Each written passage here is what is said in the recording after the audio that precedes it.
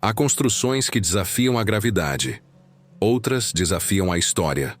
Mas existem algumas que desafiam até mesmo os engenheiros de hoje. Homens e mulheres com acesso a supercomputadores, softwares de modelagem e tecnologias que os antigos jamais poderiam imaginar. Então, como explicar estruturas descritas na Bíblia que, até agora, ninguém consegue reproduzir com plena certeza? Você consegue imaginar zigurates que tocavam o céu, templos tão precisos que nem o som das ferramentas era ouvido, e uma arca tão resistente que suportou o colapso do mundo? Que tipo de sabedoria foi derramada sobre essas obras? Seriam apenas símbolos ou códigos de um conhecimento divino que cruzou milênios? O que você está prestes a ver não é apenas uma lista de construções impressionantes. É uma jornada por monumentos sagrados que testam os limites da ciência e da fé. E ao final, talvez você descubra que nem toda engenharia nasce do cálculo. Algumas nascem da obediência a algo que o mundo moderno ainda tenta decifrar. No coração das histórias mais antigas da humanidade, há relatos que parecem desafiar não apenas a fé, mas também a lógica, a ciência e, acima de tudo, a engenharia. Construções descritas com detalhes minuciosos, erigidas por povos que, à luz da história convencional, não teriam acesso a ferramentas, cálculos ou tecnologias para realizar tais feitos. Mesmo assim, essas estruturas existiram, ou ao menos, seus relatos sobreviveram ao tempo com força suficiente para provocar arqueólogos, arquitetos e engenheiros até hoje. Se temas como esse te intrigam tanto quanto nos desafiam, inscreva-se no canal. Aqui, cada história antiga revela camadas ocultas que continuam influenciando o mundo que estamos construindo hoje. Poucas imagens despertam tanto fascínio quanto a da Torre de Babel. A narrativa fala de um povo unido, com uma só linguagem, determinado a construir uma torre tão alta que tocaria os céus. Não se tratava apenas de altura, mas de um projeto de proporções colossais, centralizado, coordenado e ambicioso. Em pleno território da antiga Mesopotâmia, há indícios de que estruturas desse tipo realmente foram iniciadas. Zigurates, como o de Etemenanque, foram erguidos com tijolos cozidos e betume, uma espécie de asfalto natural. Esses monumentos escalonados atingiam alturas impressionantes para os padrões da época e serviam não apenas como locais de culto, mas também como símbolos de poder tecnológico. A descrição bíblica, no entanto, vai além da engenharia visível. Ela introduz uma ideia disruptiva: a fragmentação das línguas como consequência direta da centralização absoluta. O projeto não fracassa por limitações estruturais, mas por um colapso comunicacional. E é justamente aí que a comparação com o mundo moderno se torna inevitável. Em um tempo onde sistemas globais de dados, redes neurais e plataformas multilingües interligam bilhões de pessoas, a Torre de Babel deixa de ser apenas uma ruína mitológica para se tornar um espelho de nossa realidade. O que acontece quando uma única estrutura tenta unificar tudo? Quando a diversidade é vista como obstáculo e a padronização como virtude? Engenheiros atuais, acostumados a lidar com normas internacionais e escalas globais de produção, reconhecem a complexidade envolvida em projetos centralizados em ambientes multiculturais. A comunicação entre áreas, a linguagem técnica, as interpretações locais de normas, tudo isso pode ser ponto de falha em um sistema de larga escala. A Torre de Babel não caiu porque não sabiam construir. Ela desabou porque subestimaram o fator humano. A arquitetura moderna, mesmo com suas tecnologias avançadas, ainda tropeça nos mesmos dilemas. Projetos de cidades inteligentes, por exemplo, enfrentam desafios logísticos e culturais que lembram Babel. Sistemas automatizados, quando não compreendidos por todos os envolvidos, tornam-se vulneráveis. Linguagem, neste contexto, deixa de ser uma ferramenta de expressão para se tornar o alicerce invisível de qualquer construção coletiva. Enquanto isso, os arqueólogos seguem escavando ruínas antigas em regiões como o atual Iraque, buscando fragmentos de zigurates que talvez tenham inspirado a narrativa de Babel. E mesmo sem provas físicas diretas da torre como descrita no texto bíblico, o impacto simbólico da história segue reverberando. Não se trata apenas de pedras empilhadas rumo ao céu, mas da ousadia de desafiar os limites humanos com técnica, coordenação e ambição. A Torre de Babel não é lembrada apenas pelo que foi construído, mas pelo que colapsou. Ela nos lembra que por trás de qualquer obra monumental existe um sistema de relações humanas tão complexo quanto os cálculos estruturais que a sustentam. E isso talvez seja o aspecto mais subestimado da engenharia. O entendimento de que, antes de qualquer máquina ou ferramenta, a comunicação é o primeiro material de construção. A centralização em torno de um ideal, como no caso da Torre de Babel, é uma força que impulsiona tanto o progresso quanto o colapso.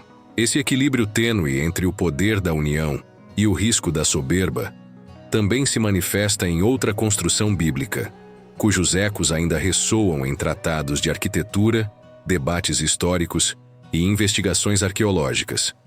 O Templo de Salomão. Descrito como uma das mais grandiosas realizações da antiga Jerusalém, o templo não foi apenas um local de culto, mas um símbolo concreto de estabilidade nacional, identidade espiritual e conhecimento técnico sofisticado. Diferente da Torre de Babel, que buscava alcançar os céus em um ato de ambição coletiva, o templo buscava concentrar o divino em um espaço físico cuidadosamente delimitado. Cada medida, cada material, cada artefato posicionado ali carregava camadas de significado.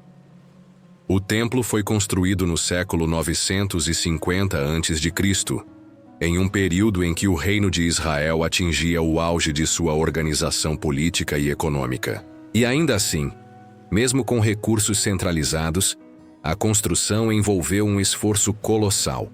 O uso de cedros do Líbano, enviados por Irão, rei de Tiro, não era apenas uma escolha estética, mas também uma decisão estratégica. Esse tipo de madeira era extremamente resistente, valorizada por sua durabilidade e capacidade de suportar variações climáticas, algo crucial para estruturas que deveriam durar séculos. As pedras utilizadas foram cortadas diretamente nas pedreiras, moldadas de forma tão precisa que, segundo os relatos, nenhum som de martelo ou ferramenta era ouvido no local durante a montagem. Toda a preparação era feita antes, como se o próprio processo obedecesse a um ritmo sagrado. Engenheiros e arquitetos que estudam o projeto do templo se impressionam com a precisão milimétrica mencionada nos textos antigos. Há cálculos relacionados às proporções áureas, à geometria sagrada e à disposição dos espaços internos que indicam um nível de conhecimento arquitetônico avançado. O Santo dos Santos, por exemplo, era um cubo perfeito, o que não apenas tinha implicações simbólicas, mas também demonstrava um domínio da geometria que poucos povos haviam consolidado naquela época. A organização do espaço seguia padrões que seriam depois reutilizados em diversas tradições arquitetônicas, de templos maias a catedrais góticas, indicando um arquétipo universal de sacralização do espaço.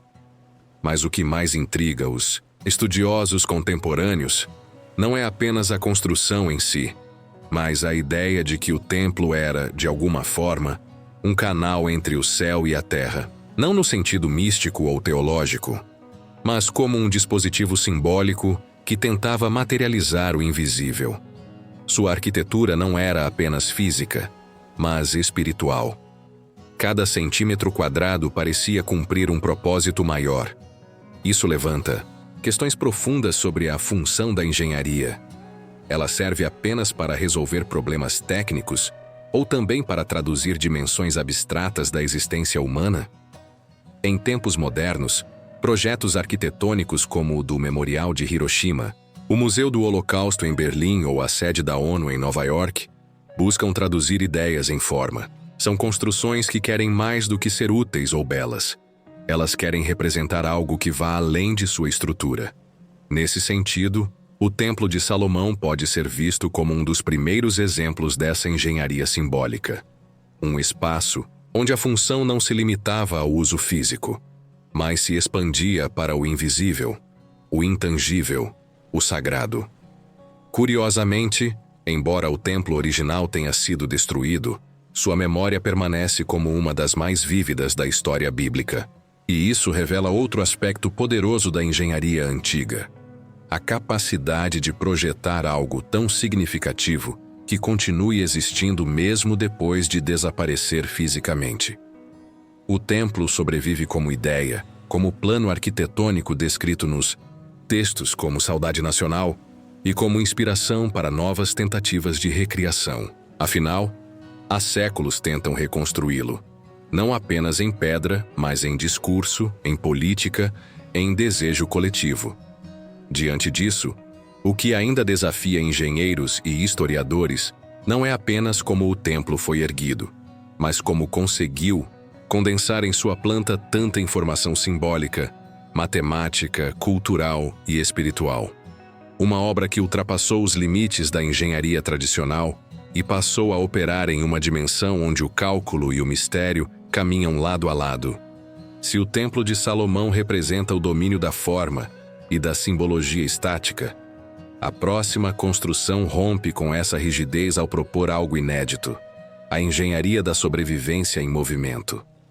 A Arca de Noé, frequentemente vista como uma fábula infantil ou um mito religioso, carrega em suas dimensões uma complexidade que ainda hoje intriga estudiosos da engenharia naval e da hidrodinâmica. O que está descrito ali não é um barco comum, nem tampouco uma alegoria leve.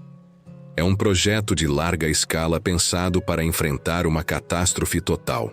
Segundo o relato bíblico, Noé recebeu instruções detalhadas para a construção de uma arca com proporções específicas: 300 côvados de comprimento, 50 de largura e 30 de altura. Convertendo essas medidas para o sistema métrico atual, temos uma embarcação com mais de 130 metros de comprimento. Essa proporção não foi escolhida ao acaso. Em 2014, um grupo de engenheiros navais da Coreia do Sul conduziu simulações hidrodinâmicas baseadas nas medidas descritas no Gênesis e concluiu que o formato da arca era altamente estável, ideal para flutuar em águas turbulentas, mesmo que não fosse eficiente para a navegação. Ela não foi projetada para chegar a algum lugar, mas para suportar a destruição. A engenharia por trás desse conceito é extraordinária. Diferente de navios modernos, que priorizam propulsão, manobrabilidade e velocidade, a Arca de Noé se assemelha mais a um grande container flutuante, cuja prioridade era a integridade estrutural e a capacidade de carga. Estima-se que, com base nas dimensões fornecidas, seria possível acomodar milhares de toneladas de carga. O desafio, porém, não era apenas físico. Havia a questão da distribuição de peso, da ventilação, do abastecimento de água potável e da contenção de dejetos, fatores que mesmo hoje exigem planejamento logístico avançado. Se você chegou até aqui é porque esse conteúdo te despertou algo além da curiosidade. Então escreva nos comentários: Engenharia Sagrada. Assim eu vou saber que você faz parte do grupo que enxerga além das pedras e estruturas e entende que toda grande construção carrega um propósito invisível. Curiosamente, a ideia de construir abrigos móveis para resistir a eventos extremos não é exclusiva da tradição bíblica. Culturas ancestrais como os sumérios, os egípcios e até povos nórdicos registraram a existência de estruturas flutuantes para sobreviver a enchentes catastróficas. Essa convergência levanta a hipótese de que tais histórias possam estar fundamentadas em eventos reais, talvez uma grande inundação regional transformada em mito ao longo do tempo. A engenharia, nesse contexto, funciona como uma ponte entre a narrativa e a possibilidade. E mesmo que se aceite a arca como símbolo, o símbolo em si carrega lições técnicas e existenciais poderosas. A construção não era apenas uma forma de escapar da destruição, mas de preservar.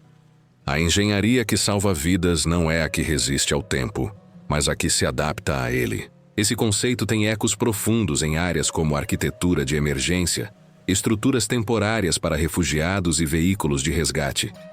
Em todos esses casos, a prioridade não é a estética, mas a funcionalidade extrema em condições adversas. É uma engenharia de crise, feita para situações em que não há margem para falhas.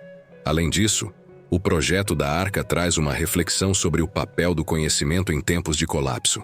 Noé não era um engenheiro, ao menos não nos termos convencionais, mas seguiu instruções precisas e aplicou um tipo de conhecimento que, de algum modo, antecipava conceitos modernos. Isso sugere que o saber técnico não precisa vir apenas de academias formais. A inteligência prática, empírica, intuitiva, que se revela em momentos críticos. Hoje, com o avanço da inteligência artificial e da automação, muitos projetos de engenharia estão sendo executados com auxílio de sistemas que também operam fora da compreensão tradicional. E, mais uma vez, voltamos à ideia de uma mente externa orientando a mão construtora. A Arca de Noé, portanto, não é só uma história sobre salvação. É um tratado rudimentar de logística, planejamento e resistência.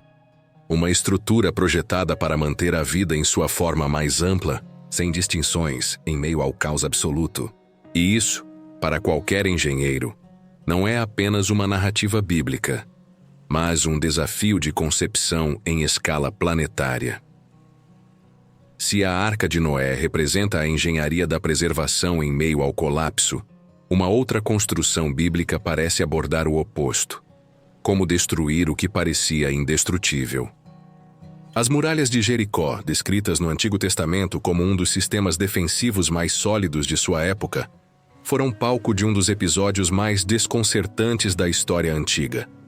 Segundo o relato, as muralhas não foram rompidas por arietes, catapultas ou fogo, mas por um cerco silencioso. 7 voltas ao redor da cidade e o toque de trombetas. O que poderia soar como uma narrativa puramente simbólica tem, no entanto, despertado o interesse de estudiosos da acústica, da engenharia estrutural e da arqueologia há décadas. A cidade de Jericó é uma das mais antigas do mundo, com registros de ocupação que remontam ao 9º milênio antes de Cristo. Suas defesas não eram improvisadas. Arqueólogos identificaram que a cidade possuía muralhas com mais de 5 metros de altura e 2 metros de espessura, apoiadas em fundações de pedra e revestidas com tijolos de barro compactado. Essa estrutura, para a época, representava um verdadeiro feito de engenharia defensiva, capaz de resistir a ataques diretos por longos períodos. A cidade era estrategicamente localizada e possuía uma vantagem topográfica considerável. Tudo indicava que seria um território de difícil conquista. A queda abrupta dessas muralhas, conforme descrita na Bíblia, sempre provocou ceticismo e curiosidade. Durante escavações lideradas por Kathleen Canyon, na década de 1950, camadas de destruição foram descobertas, incluindo sinais de colapso abrupto dos muros e queimaduras intensas. O curioso é que os registros arqueológicos não são totalmente contraditórios à narrativa. Algumas evidências apontam para um desmoronamento das estruturas que teria ocorrido de dentro para fora, algo incomum em cerco militar tradicional. Além disso, não foram encontrados vestígios de arietes ou armamentos pesados, levantando a possibilidade de que o colapso tenha acontecido por outros meios. É aqui que entra uma teoria intrigante, a da ressonância acústica. Em laboratórios modernos, cientistas demonstraram que estruturas podem ser comprometidas por ondas sonoras se estas forem geradas em determinadas frequências. Há registros de pontes metálicas que colapsaram por conta de vibrações harmônicas não intencionais, como o famoso caso da Ponte Tacoma Narrows, em 1940. O princípio é simples, mas poderoso. Toda estrutura possui uma frequência natural. Se essa frequência for atingida com precisão e mantida por tempo suficiente, a estrutura pode entrar em colapso sem qualquer impacto físico direto.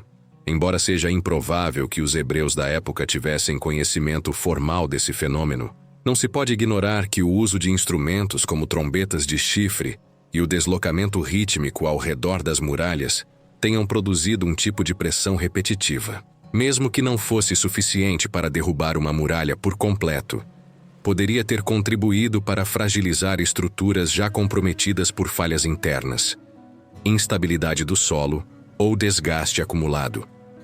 A arqueologia sugere que Jericó estava localizada em uma área de atividade sísmica moderada. Uma vibração precisa, somada a um solo instável, poderia ter sido o gatilho para um colapso súbito.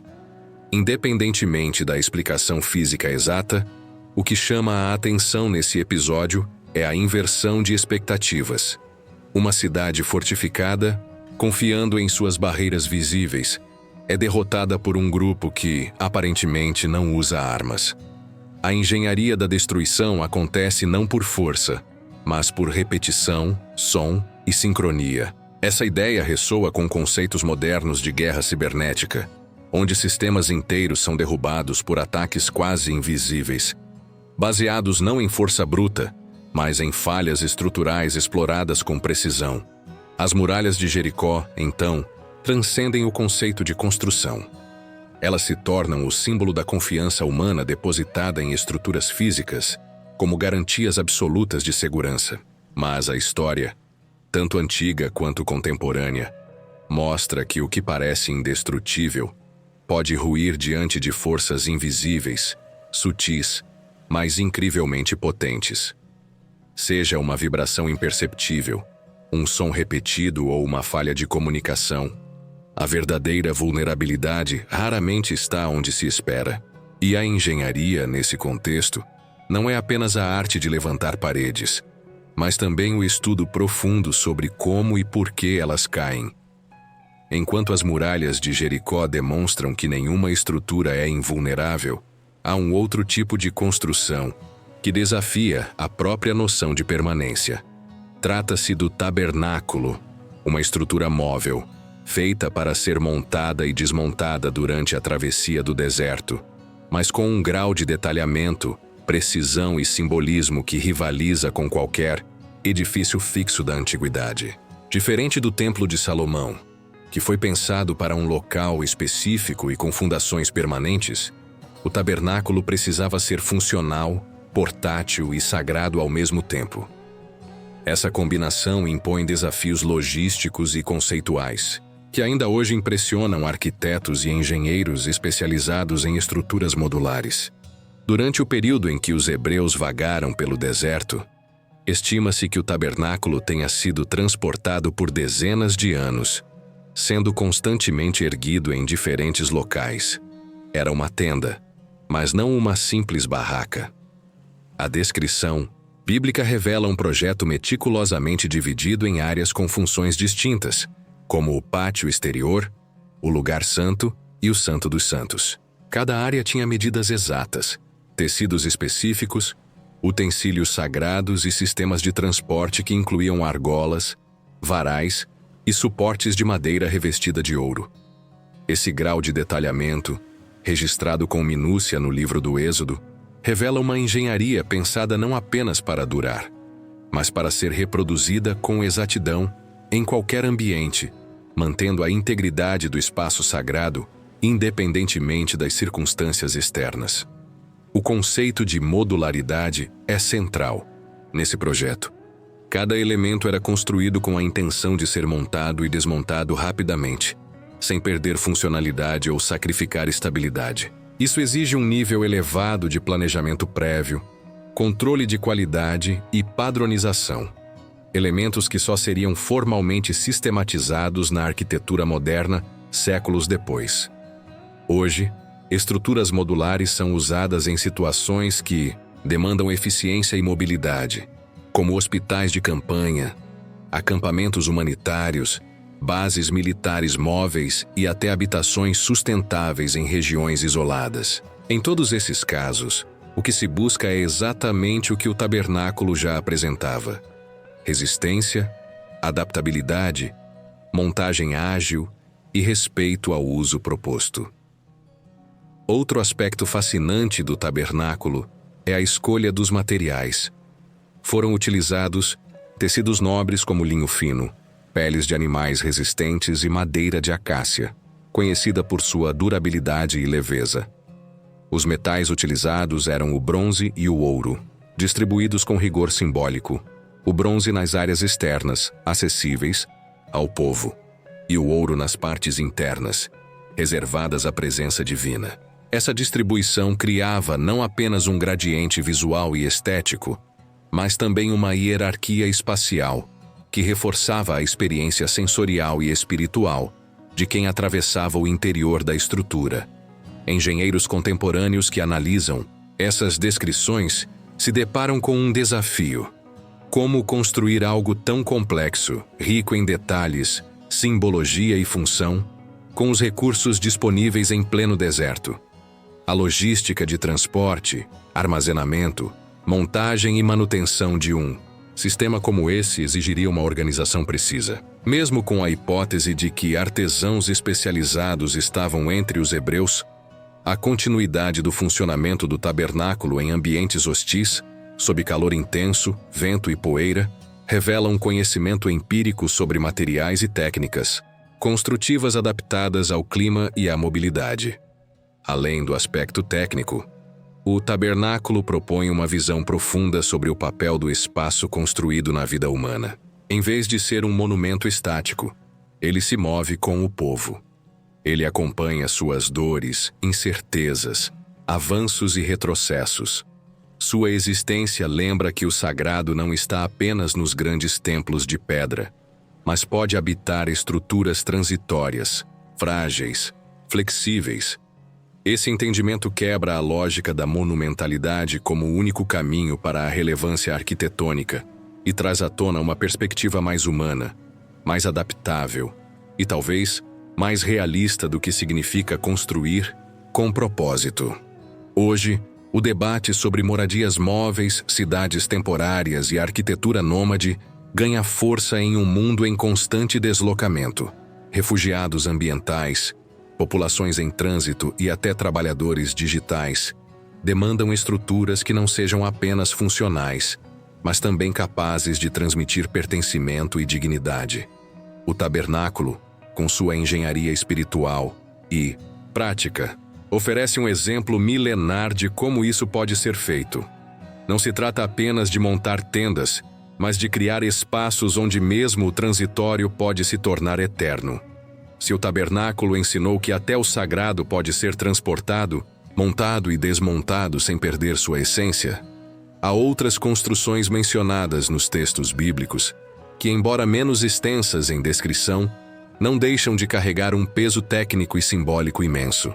Entre elas, duas se destacam por sua complexidade silenciosa: a Arca da Aliança e a Piscina de Siloé. Ambas desafiam engenheiros e arqueólogos não pela grandiosidade das suas dimensões, mas pela densidade de significados e pelas questões técnicas que levantam até hoje. A Arca da Aliança era, à primeira vista, um objeto pequeno, uma caixa de madeira de acácia revestida de ouro puro por dentro e por fora, com argolas e varais para ser transportada sem toque direto. No entanto, seu impacto está longe de ser proporcional ao seu tamanho. A descrição detalha as medidas, os materiais, os querubins moldados na tampa e a exigência de que ninguém, a não ser os designados sacerdotes, a tocasse. E mesmo esses, sob protocolos rigorosos. Há registros bíblicos de que aqueles que tocaram a arca indevidamente morreram instantaneamente, o que fez com que muitos estudiosos modernos especulassem sobre a possibilidade de que ela abrigasse algum tipo de descarga elétrica, campo eletromagnético ou, em termos simbólicos, uma energia concentrada canalizada por sua estrutura. Alguns engenheiros teóricos e físicos especulam que a arca poderia funcionar como um capacitor rudimentar, armazenando energia por meio dos materiais condutores e isolantes presentes em sua construção. A madeira de acácia funcionaria como isolante, o ouro como condutor, e a combinação poderia, em tese, gerar e armazenar uma carga eletrostática significativa. Evidentemente, não há provas materiais disso, e boa parte dessas hipóteses se apoia em reconstruções hipotéticas e na lógica experimental moderna. Ainda assim, o fato de uma descrição tão antiga conter detalhes que se assemelham a princípios da eletricidade intriga qualquer mente analítica. A função da arca não era apenas simbólica. Ela era levada à frente dos exércitos, era posicionada no centro das decisões, no ponto mais sagrado do tabernáculo e depois do templo. Seu poder, seja real ou percebido, influenciava a estrutura política e espiritual do povo.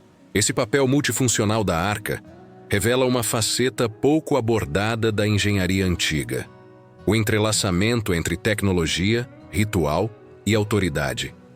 Em muitas culturas, objetos de poder eram construídos com materiais específicos, formas precisas e eram envolvidos por um rigor ritualístico que, em essência, controlava seu acesso e, portanto, seu uso.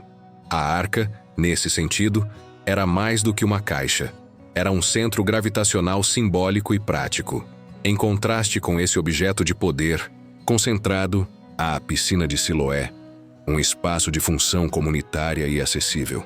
Descoberta de forma mais ampla no início do século XX e confirmada arqueologicamente nas últimas décadas, ela era parte de um complexo sistema hidráulico em Jerusalém, alimentado pelo túnel de Ezequias, uma obra escavada manualmente através da rocha sólida para redirecionar a água da fonte de Gion. A precisão com que o túnel foi escavado impressiona. Duas equipes começaram de lados opostos e conseguiram se encontrar no centro com um desvio mínimo. Isso exigiria, mesmo nos padrões modernos, um grau de planejamento, medição e execução bastante elevado. A piscina de Siloé servia tanto para abastecimento de água quanto para rituais de purificação. Ela representava a integração entre infraestrutura pública e função religiosa, algo que raramente aparece com essa clareza em construções antigas. Esse uso múltiplo da engenharia, onde utilidade, espiritualidade e saúde coletiva se entrelaçam, mostra que os antigos entendiam a água como algo mais do que recurso físico. Era também símbolo de renovação, um elemento de reconexão entre o corpo e o sagrado. Esse tipo de construção, aparentemente simples, continua inspirando soluções modernas.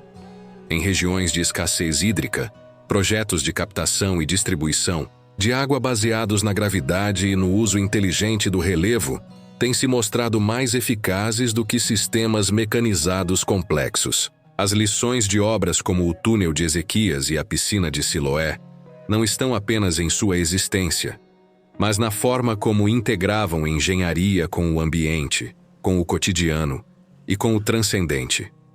Olhando para essas construções em conjunto, é possível perceber que a Bíblia não apresenta apenas relatos teológicos ou narrativas épicas. Ela também é um repositório de ideias estruturais, conceitos de engenharia adaptativa, modularidade, logística, acústica, hidráulica e até mesmo princípios que ecoam na eletrofísica.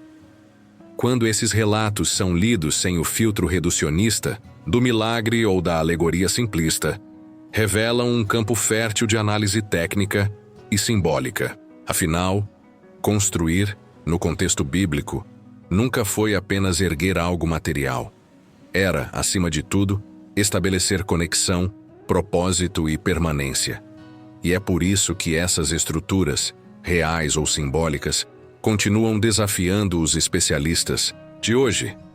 Elas não estão apenas nas páginas dos antigos manuscritos, mas em nossas dúvidas, nossos projetos e nas perguntas que seguimos tentando responder com ciência, arte e fé.